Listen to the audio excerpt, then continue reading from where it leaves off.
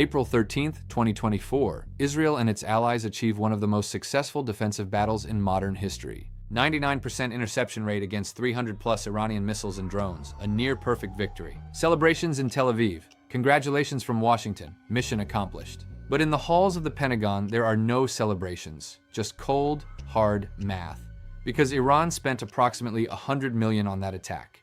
And the defense? $1.3 billion, that's a 13-to-1 cost disadvantage. Iran can afford to lose 13 times in a row. Can America afford to win 13 times? Iran's attack failed militarily, but it succeeded strategically. It exposed a fatal vulnerability in American military doctrine, not in technology, but in economics. Because they proved you don't need to defeat a superpower's military if you can bankrupt it first. Today, we're revealing why this failed attack terrifies Pentagon planners, why China and Russia are taking notes, and why the next great war might not be won on the battlefield but on a balance sheet. Welcome to Battlefield Insights. This analysis is based on the Center for Strategic and International Studies Wargaming, Congressional Budget Office reports, and Pentagon internal reviews on munitions sustainability. We're not speculating, we're examining what US defense planners are already losing sleep over. We'll break down the brutal cost exchange math, show how China and Russia could weaponize this strategy, examine the arsenal exhaustion scenario that could cripple the US military, and reveal the desperate race to build new weapons before it's too late. Hit subscribe, because this is the future of great power competition. Let's start with the numbers that keep Pentagon budget analysts awake at night. Iran launched 300-plus projectiles for approximately $100 million total cost. Many Shahed-136 drones cost just $20,000 each. The defense? Over $1.3 billion in a single night. Why? Because they were forced to use multi-million-dollar interceptors to destroy what in some cases were literally lawnmower engines with explosives strapped to them. The math is insane. To shoot down a $20,000 drone, a fighter jet fires a $500,000 missile, a 25-to-1 cost disadvantage. To stop a $100,000 Iranian ballistic missile, the US Navy fired SM-3 interceptors costing $10 to $30 million each. That's up to a 300-to-1 ratio. Israel's Arrow 3 missiles? $3.5 million per shot. This isn't warfare, it's financial hemorrhaging. To put $1.3 billion in perspective, for that money, the US could have purchased 13 brand new F-35 fighter jets, or 3 Arleigh Burke-class destroyers, or 650,000 Javelin anti-tank missiles. All of that firepower spent in one night defending against an attack that cost Iran less than a single F-35. Now before you say, but lives are priceless, you're right. For one night, protecting Israeli cities and critical infrastructure is absolutely worth $1.3 billion, no question. But here's the nightmare scenario. What if this wasn't one night? What if Iran launched the same attack every night for a month? That's $39 billion every single month, indefinitely. This isn't hypothetical. History proves economic warfare works. During the Vietnam War, the United States spent approximately $168 billion. North Vietnam and the Viet Cong spent around $7 billion. The US won virtually every major battle, but who won the war? The side with military superiority lost to the side with economic sustainability. Iran's attack wasn't a military success, it was an economic proof of concept. They demonstrated that a relatively poor nation can force the world's richest military alliance to hemorrhage money at an unsustainable rate. And in Beijing and Moscow, they were watching very, very closely.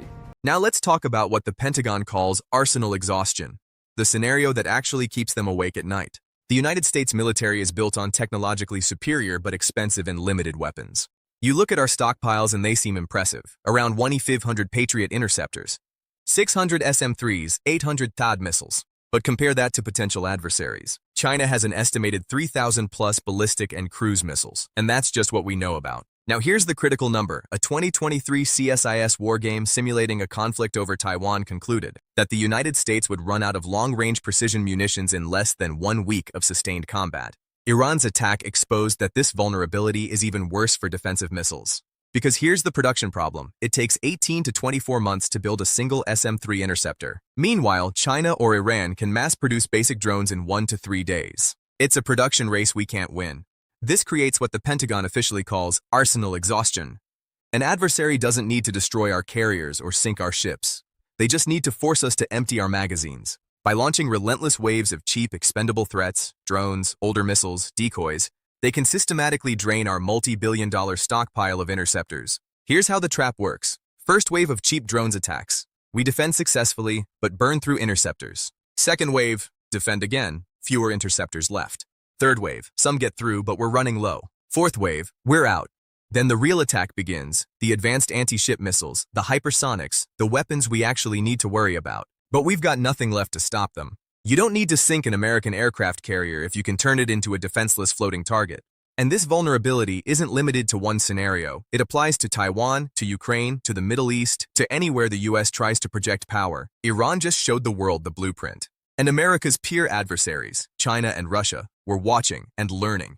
Now imagine Iran's strategy, but executed by an industrial superpower like China. In a Taiwan scenario, China wouldn't send 300 projectiles. They'd send 3,000 or 30,000. A relentless, coordinated swarm of AI-networked drones, cruise missiles, and older ballistic missiles they can afford to expend. The US Navy's Pacific Fleet would be forced to burn through its entire stockpile of multi-million-dollar interceptors. Defending against waves of expendable weapons, our Aegis destroyers would fire and fire and fire until their vertical launch cells are empty. And at China's current shipbuilding pace, they could sustain this assault far longer than we could defend against it.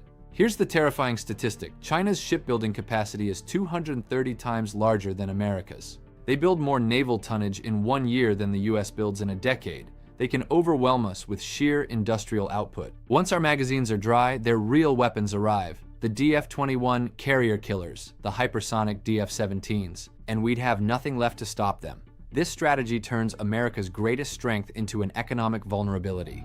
The same playbook works in Europe. Russia, learning from Iran's attack, could use swarms of Shahed drones, which they already mass-produce, to systematically drain NATO's expensive Patriot and THAAD batteries across Poland, Romania, and the Baltics. Then their bombers and cruise missiles move in. This strategy turns America's greatest strength, technological superiority, into an economic vulnerability. Now, would China actually risk war with the US given our economic interdependence? Maybe not over trade disputes. But over Taiwan, which Beijing considers an existential core interest? When the stakes are that high, economic ties matter less. And thanks to Iran's failed attack, China now has a proven blueprint for how to win. The Pentagon knows it's losing this economic arms race, so what's the solution? The only way to defeat a swarm is with a weapon that has unlimited ammunition and near zero cost per shot.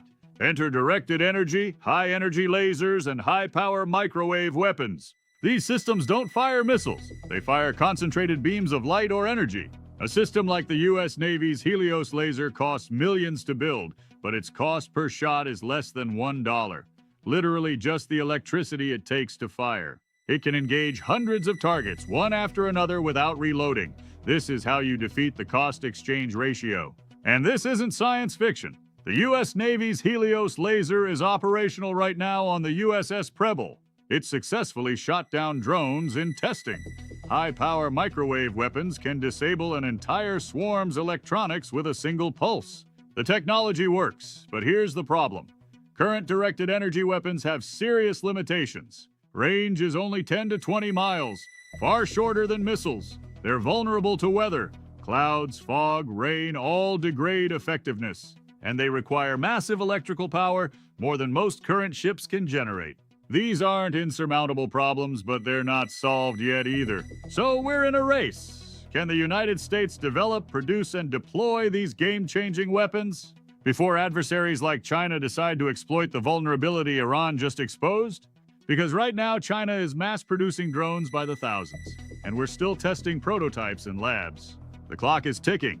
Technology exists. Production scaling is the challenge, and time is running out. Technology exists. Production scaling is the challenge, and time is running out. The clock is ticking. Technology exists. Production scaling is the challenge, and time is running out. Technology exists. Production scaling is the challenge, and time is running out. Technology exists. Production scaling is the challenge, and time is running out. So why does Iran's failed attack still terrify the Pentagon? Because it wasn't a failure of strategy. It was a successful proof of concept. Iran demonstrated that a relatively poor nation can economically cripple a military superpower by forcing it to defend against cheap, disposable threats. They exposed the new rule of 21st century warfare. The most effective attack isn't on a nation's military, it's on its treasury. The 99% interception rate was a tactical victory, but it revealed a devastating strategic vulnerability. America won the battle, but Iran may have just shown China and Russia how to win the war, not through superior technology, but through superior economics. America won the battle, but Iran may have just shown China and Russia how to win the war, not through superior technology, but through superior economics. The race is on to solve this before it's too late. Directed energy weapons offer hope, but hope isn't a strategy. And in warfare, the side that adapts fastest doesn't just win, it survives. The race is on to solve this before it's too late.